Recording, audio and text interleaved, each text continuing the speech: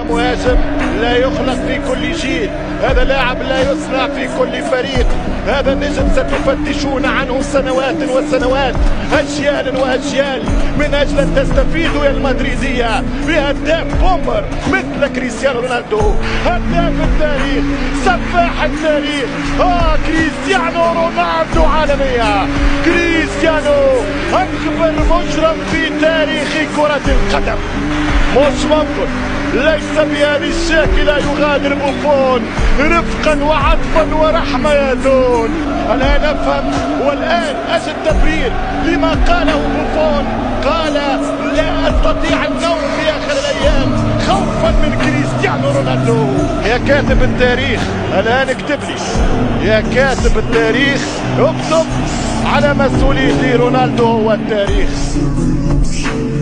كريستيانو رجل المواعيد الكبرى، الرجل اللي تلقاه